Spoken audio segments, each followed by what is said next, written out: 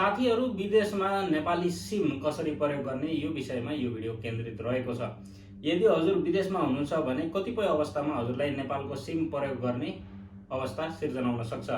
विशेष गरी यदि नेपालको बैंकको बैंकिङ सेवा हजुरले सुरु गर्न चाहनुहुन्छ वा प्रयोग गर्न चाहनुहुन्छ भने, नेपालका एपहरु रजिस्टर गर्न चाहनुहुन्छ भने जस्तै नागरिक एप वा ई सेवा खल्ती जस्ता एपहरु प्रयोग गर्न चाहनुहुन्छ भने नेपाली सिमको आवश्यकता पर्छ हजुरलाई।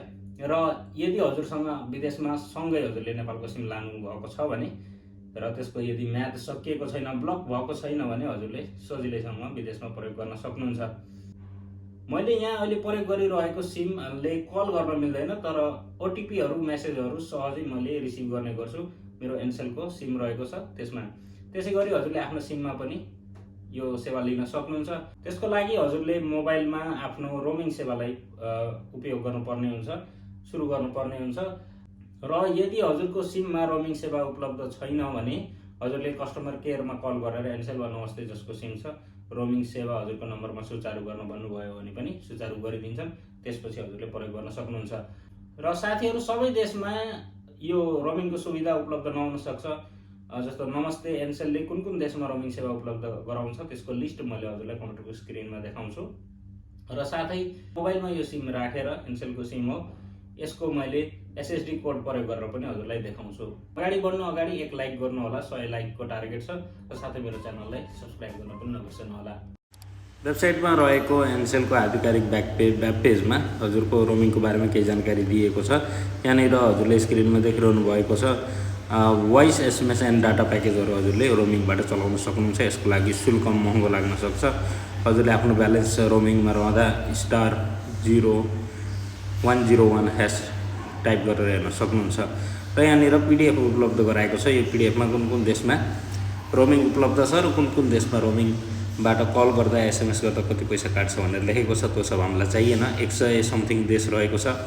र एनटीसी को आधिकारिक वेबसाइटमा 14 वटा देशमा रोमिङ सपोर्ट गर्ने भनेर इन्फर्मेसन दिएको छ। हजुरले हेर्न सक्नुहुन्छ। गल्फको सबै कन्ट्रीहरु प्राय सपोर्ट गर्दछ।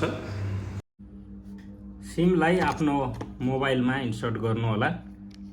मैले पुरानो मोबाइल प्रयोग गर्ने गरेको छु ओटिपी कोड प्राप्त गर्नको लागि। ओटिपी कोड एकदमै आवश्यक हुन्छ मोबाइल बैंकिङ आदि गर्नको लागि। सिम इन्सर्ट गरिसकेपछि अब हजुरले मोबाइल अन गर्ने हो। मोबाइल अन भइसक्दाखेरि हजुरको स्क्रिनमा नो नेटवर्कको आइकन देखाइरहेको हुन्छ। हजुरले नेटवर्कलाई म्यानुअली सर्च गर्नुपर्ने हुन्छ। यहाँ हजुरले चित्रमा देखेको अनुसार नो नेटवर्क आइकन देखाइरहेको हुन्छ। मेरो वाइफाई कनेक्ट भएको छ। अब मोबाइलको सेटिङमा जानुहोस् र यहाँनिर मोबाइल नेटवर्कमा जानुहोस् र यहाँबाट हजुरले मोबाइल नेटवर्कको अर्को अप्सनमा क्लिक गर्नुहोस् र यहाँ रोमिङको अप्सन एनेबल छैन भने यसलाई एनेबल गरिदिनुहोस् र ओके गरिदिनुहोस्। र अब नेटवर्क अपरेटर्समा क्लिक गरिदिनुहोस्। अब यसले आफै सर्च गरेर स्थानीय नेटवर्कको लिङ्क हजुरलाई दिन्छ। हजुरले ती मध्ये कसैलाई पनि क्लिक गर्ने हैन, सिलेक्ट अटोमेटिकमा क्लिक गरिदिनुहोस् र अब मोबाइललाई केही समय छोडिदिनुहोस् र केही समयपछि हजुरको यहाँ एउटा टावर देखाउँछ। त्यो टावरमा आर नआउँदासम्म हजुरको काम गर्दैन, त्यसलाई इग्नोर गरिदिनु होला। र केही समय हजुरले प्रतीक्षा गरिसकेपछि 2000 years later हजुरको मोबाइलको सिम जुन छ एनसेल वा एनटीसी को त्यसले स्थानीय नेटवर्कसँग कोअर्डिनेट गर्नेछ र आर को चिन्ह हजुरको माथिको नेटवर्कमा देखाउनेछ। यति भइसकेपछि हजुरको नेपालको सिम एक्टिभ भयो र अब यहाँनिर हजुरले नेपालको युएसएसडी कोडहरु हालेर ट्राई गर्न सक्नुहुन्छ। जस्तो मैले यहाँ एनसेलको हजुरलाई गरेर देखाउँदैछु। मैले आफ्नो एनसेलको नम्बर पनि चेक गर्न सक्छु, उसको मेनुहरु सबै एक्सेस गर्न सक्छु। हजुरले आफ्नो नम्बर पनि चेक गर्न सक्नुहुन्छ। त्यसको लागि जस्तै एनसेलमा *903# हाल्नु हो भने हजुरको नम्बर शुद्ध देखाउँछ र इनफ ब्यालेन्स छ भने हजुरले कल एसएमएस पनि गर्न सक्नुहुन्छ। साथीहरु यसरी सजिलैसँग विदेशमा हजुरले नेपाली सिम प्रयोग गर्न सक्नुहुन्छ एनसेल र नमस्तेको। म आशा गर्दछु यो भिडियो हजुरलाई इन्फर्मेटिभ लागेको होला। यदि हजुरलाई यो भिडियो राम्रो लागेको भए लाइक शेयर गर्नु होला, साथै मेरो च्यानललाई सब्स्क्राइब गर्न पनि नबिर्सनु होला।